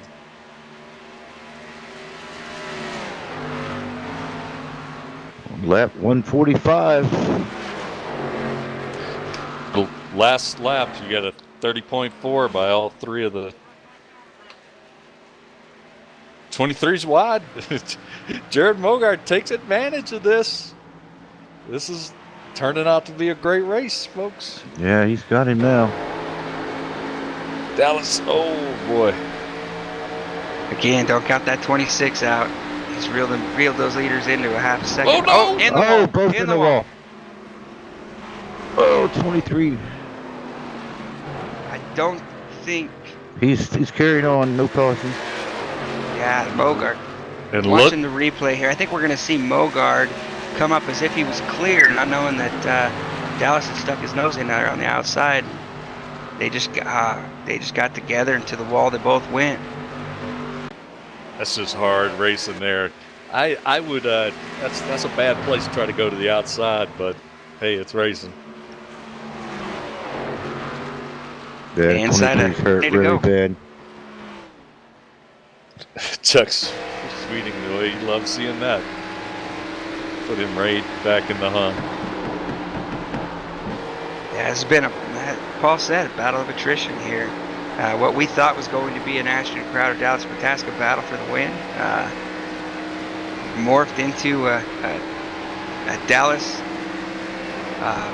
Mogard battle, now a Mogard Sweeting battle. Yeah, Chuck's got cars one hurt pretty lap. bad. Chuck's got one lap less on his tires. Chuck's sitting with 24 laps, and Jared's got 25 laps.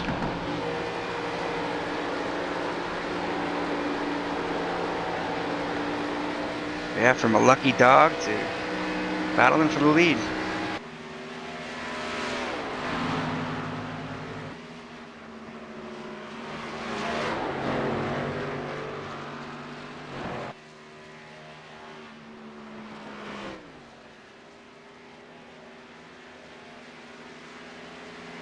Doesn't appear that the contact with the outside wall has affected Jared Mogard any. Yep. Producer saying he did not actually hit the ball.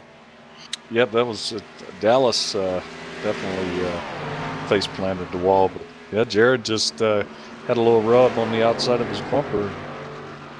He's gone. He's off. Did run the fastest lap last time by at a 30.46. Sweeting ran a 55.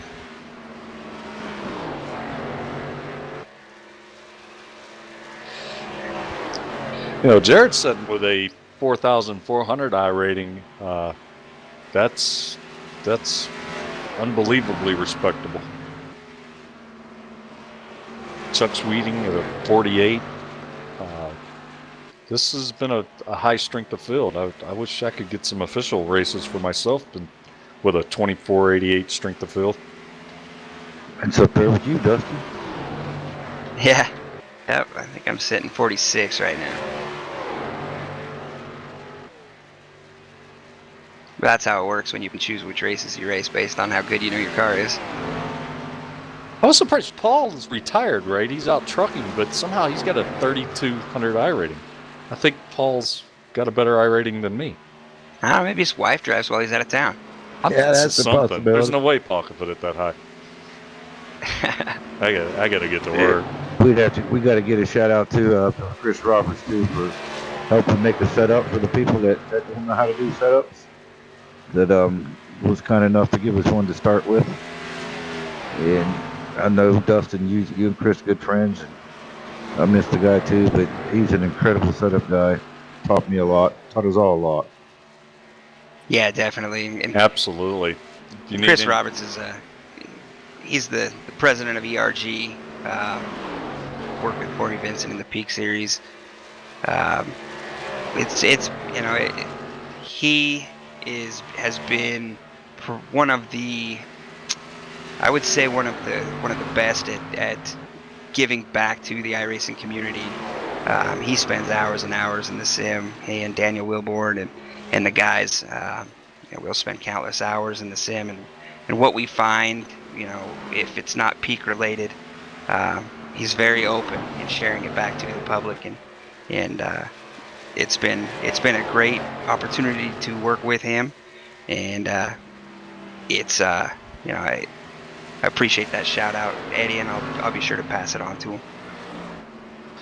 Definitely. What is that exact website address, Justin, for people? Chris has tons of tutorials and setup help and stuff that guys really need to take a look at if they're wanting to get into the open setup, more serious type racing. Yeah, absolutely. The website is esportracinggroup.com. There, you'll find, as Johnny said, links to tutorials and different calculators to calculate shock spring engagement and dynamic load weight. It's an incredible tool when building these open setups. Yeah, it looks like Chucky's getting really loose off the floor. May not be able to catch the 00 there.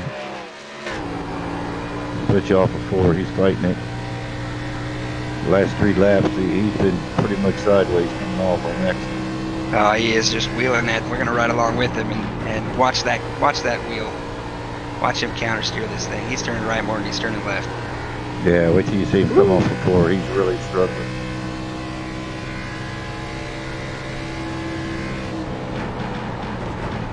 And you got to have an I rating of around 4,000 driving like that, so not least. There's only one thing on Jared Mogard's brain. Don't bring out a caution. No caution. Chuck saved. He's got the green light. It's 10 to go. He's on it now. He ran 2/10 faster that time by the Jared Mogard. Yeah, I think he said he didn't get loose off for that time. He must have backed it off a little bit. Notice he's arcing it up higher, so he comes off the corner a little lower. So he's not steering so much to keep off the wall. Yeah, maybe because we're on board, all that added weight. We're sitting up in the front of that guard, helping it not come around. Yeah, I found if you enter the corner a little higher, then apex a little bit later, it just keeps you off the wall with these old tires. Hey, you'll keep the wheel out of it that way. Boy, look at that gorgeous sunset. I just cannot say enough about the graphics here with iRacing.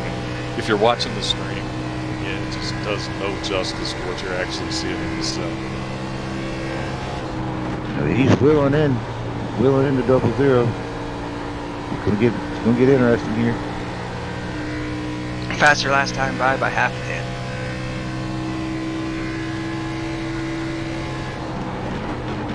The rest of the field seems to be pretty well gapped out. How awesome is it that 166 laps into this thing, we've got the leaders within a half a second of each other, or right at a half a second. Man, some good green flag runs. Impressive.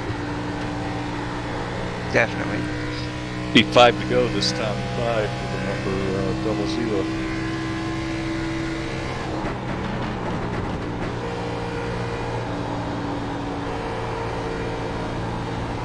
Yeah, you're right. He's thinking no caution, no mistake. It's a long 5 laps. Yeah, Jared got off the floor really well that lap. Yeah, I tell you, when you have a lead like, the laps are rearing down every time you come out of turn 4, you're looking up at that flag stand. God, please be the white in the air. Please be the white in the air. And when you finally see it, it's just like, okay, one more time. Hold it together, hold it together.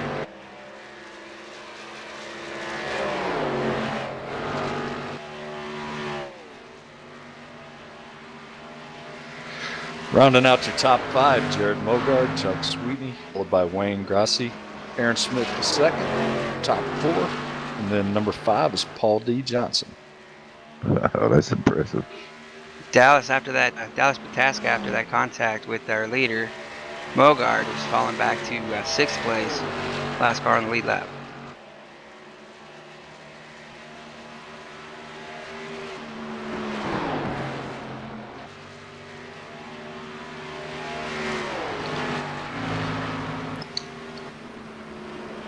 Fellas, I think we can put a fork in this one. Learn any kind of wild caution, I believe we're looking at the 00, putting her in victory lane. Yeah, it's racing. Got to run the laps, right? Got to run the laps. Going into this, I would have never picked this 00 as a favorite. I am shocked. It only takes getting loose, coming out of 4 in the wall. It ruined your day. These guys are exceptionally good drivers, so I mean, I can't see that happening, but you never know. Yeah, overall strength of field in this race just under 500 for an invitational type race to pull that kind of strength of field. That's quite a big deal. Tough competition. We're just tough competitions. That's what leads to those cautions. These guys, they were hungry. You know, it's just they're like wild stallions, man. You just can't hold them back.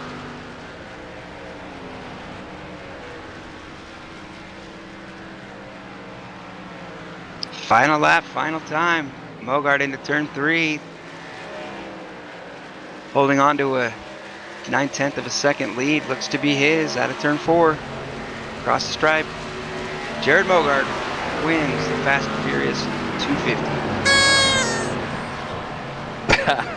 Chuck Sweeney finishing a good, strong second. Wayne Grassi coming for Aaron Smith 4th. Paul V. Johnson rounding out the top 5.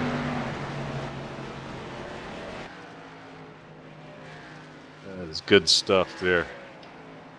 Yeah, man, we saw what we anticipated pretty much to a T. We saw some cars good early run, some cars, such as Aaron Smith, those same cars falling off, and other cars being strong long run. Jared Mogart seemed to hit it on the head today and comes home victorious. We saw tires blow.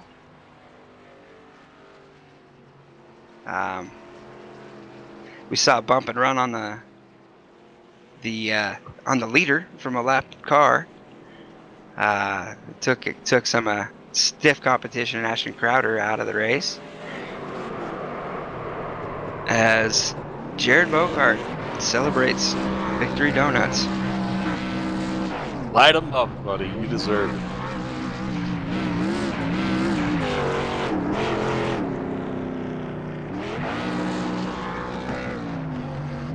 A lot of congratulations coming from the drivers. You know, these guys, I know we had the cautions and stuff, but these guys really, I even talked to Ashton about what had happened with him and Wayne Grassi. He said he didn't think it was intentional at all. Just Wayne just overjudged a little bit and just got into him, so he was very cool about that. So really, overall, it's a great group of guys. Let's get our number 3 place finisher up here, Chuck Sweeney. How about you, Chuck? You got a copy? Wayne Grassi, P3. Yeah, I got you. I'm sorry, our number 2 finisher, Chuck. I said number 3. How we doing tonight, man? Doing pretty good. That was a really, really good race. I was a little bit off on the setup. Started out a little too tight and ended up a little bit too free at the end, but overall, pretty good race. I'm pretty happy with second. Congrats to Jared on the win, and big thanks to you guys for putting all this on. P2, and we failed to mention through the broadcast, I can't believe we had a $200 purse tonight. I believe it's $50 to P2 there, Chuck. That's got to make Christmas a little better. Yeah, that's awesome. I really appreciate that.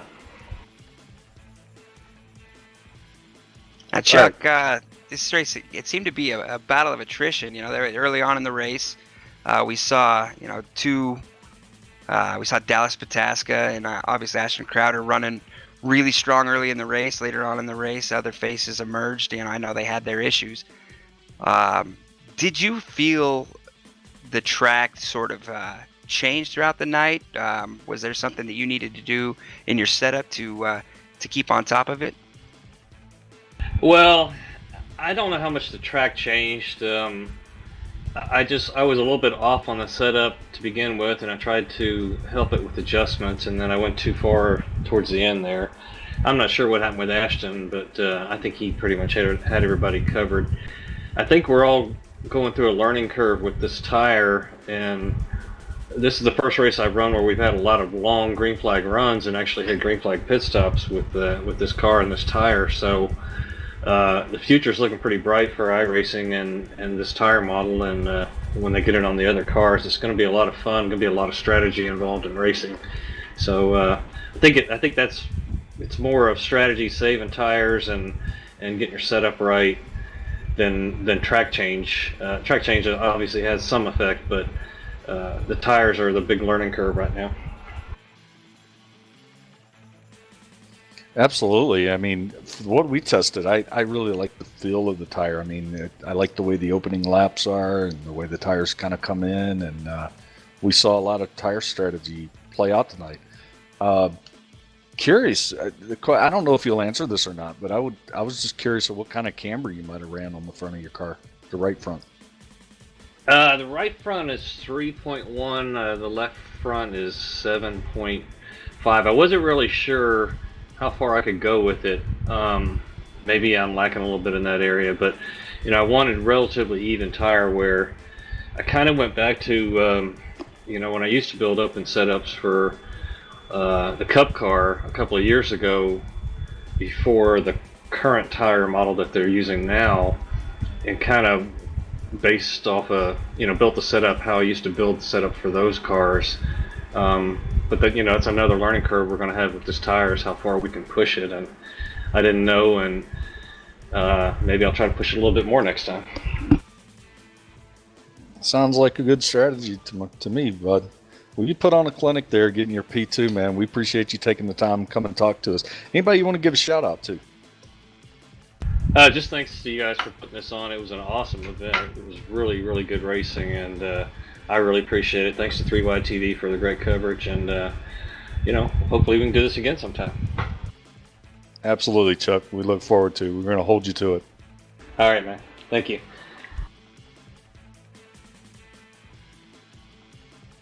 All right, that was P2, Chuck Sweden. Let's take a listen now to Wayne Grassi. And Wayne, you got a copy? Yes, sir. Man, you got a solid P3 out of that tonight.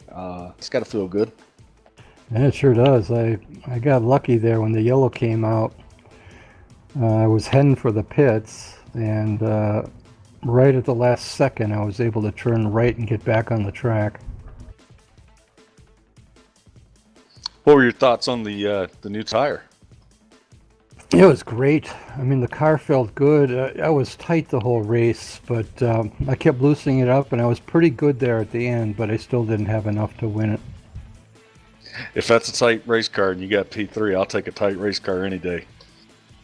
Yeah, I ended up putting 2 pounds in the left front, so that was quite a drastic change. 10-4. Any shout-outs there? Anybody you'd like to thank? Well, PRN League, league I run, I just want to thank them for having a great season, and looking forward to next year. All right, Wayne. We appreciate it, man. We were glad you were here tonight, and thanks for running with us. We'll do it again. Well, thank you very much, Johnny, for hosting this. All righty, buddy. Thank you. All right, let's get our winner in here. Dustin, I know you're chomping at the bit to ask the questions, so I'm going to let you handle our race winner, Jared Mogard. Hey. Welcome to the booth, Jared. Hey guys, got me? Yeah, we got you. Give us the rundown. I don't know. I thought we were gonna finish second there, or actually, I thought we were gonna finish third. The early leader there had issues in a few flag stops, and had a good battle there for 23. Just I don't know what happened there in the front stretch, but after that we were just kind of hanging on there. Second place was even, and then maybe he was even a little bit better, a little bit more than what we were, but it all ended up working out in the end. Yeah, you mentioned saving. Did you notice that that was? I mean, that obviously it's a thing with this new tire. What were you able to do to be able to save a tire, keep the right front under you? Did you start with the car free enough to where you were putting more of the strain on the rear of the car than on the front, or what was your strategy there to preserve that right front tire? Yeah, the setup was about perfect for me. It was a little free, but it wasn't too bad.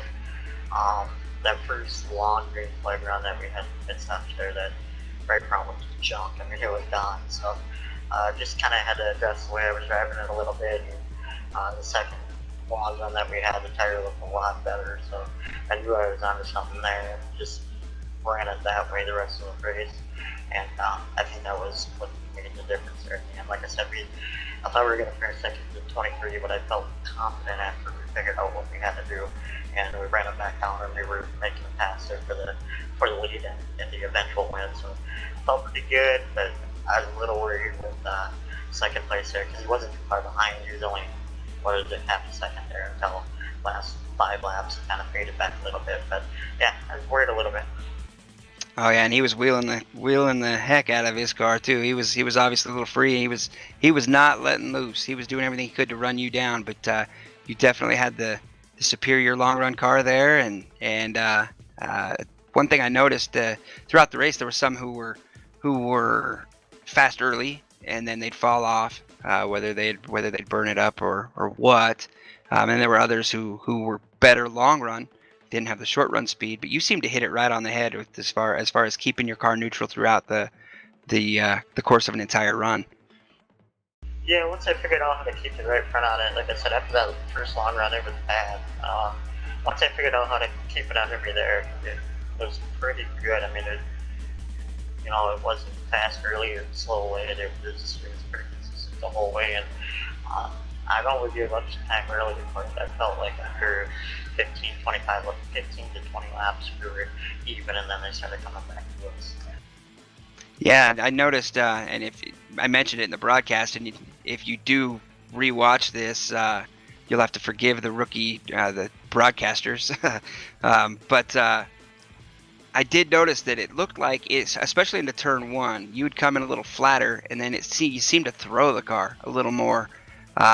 Was that on purpose, or it was? I noticed it mostly when you were right there behind the 23. Was that a purposeful entry, or was that to preserve that right front tire, or was it just you running right behind another car? It was just more or less the line. I kind of figured out you kind of have to manipulate the hump going into one a little bit, and I was able to do that to get it to turn in good enough without what I felt like burning up the right front. It was more or less just the line of comfort to me, just getting it to get over the hump and get into the corner, and do what I wanted it to do to get it. Because we were really good, like right after the hump, and then through the center, we were pretty good. So yeah, it was more or less just a line thing and comfort thing. Oh, well, that's good. Awesome, man. Well, congratulations on your win tonight. A little bit of money in your pocket. Nice little Christmas bonus. Yeah, for sure. I just want to thank my sponsors, FFR Computers, Picture Race Reports, all the guys, and MOSRN for supporting me, all the fans for watching. I think I had a couple buddies watching, so pretty cool to get it done. I got to thank Johnny for putting this race on, and all the sponsors that came on board for the payout, and then you guys as well for doing the broadcast. Hopefully everybody enjoyed it, and on to the next one. All right, well, that sounds good. You enjoy your night, and we appreciate you coming racing with us. All right, yes, appreciate it. Well, that's about wraps it up, fellas. I think we're done here for tonight. Run through the final racing order. We had number 1, Jared Morgan. Number 2, Chuck Sweeten. Jared Mogart. Chuck Sweeten, Wayne Grassi, Aaron Smith in 4th position. Number 5, rounding out the top 5, Paul D. Johnson. Again, special thanks to Paul for helping us put this event on. Number 6, Dallas Pataska. Number 7, Mr. David Dreckman. A good solid run for him. Number 8, finishing 8th place was Steve Benjamin. Number 9, Tim Phillips. Number 10, Justin, why don't you tell us who number driver? I can't say Benjamin his last Demosthein. name. Demosthein. I just didn't want to destroy it. All right, so you did such a good job on that. Why don't you round out the next 14 positions? All right. P11, we have Rob Courtney. P12, Charles Sears. David Houghton in 13th, Ashton Crowder 14th, John Broussard 15th, Joey Stats 16th, John Cottle 17th, Tony Hillbrands 18th after that first lap melee, Luis Accardo 19th, and Chris Perez rounding out the top 20. Henry Kelleher, 21st place, also tied up in that first lap incident. Tough break for Henry. Fellas, I want to say a special thank you to Carlos Acosta for coming on board and agreeing to work with us scrubs, us rookies, and do this broadcast. And appreciate the opportunity and appreciate his hard work. We also want to give a special thank you to SimTV for providing the camera packs, the camera angles. We also want to give Dom Morris a shout out, OCR TV, that provided the graphics for the tonight's broadcast. And all in all, guys, for the first time we got together to do this, I'd say give us about a 6 out of 10. What do you think, Dustin? I'd say you're generous if you're comparing us to real broadcasters. If you're comparing us just to racers up here calling a race in a booth, I'd say we did just fine. Yeah, and it was a lot of fun. That's the main thing. Is we all had some fun. And we got to see some really good racing. I'd like to second Johnny's gratitude to Carlos Acosta and 3 Wide Racing TV. You guys, thank you for letting us do this, letting us put this show on and bring it to the fans. Aw, thank you. Alrighty, fellas. This has been the first annual Feast and Furious 250, and that's a wrap.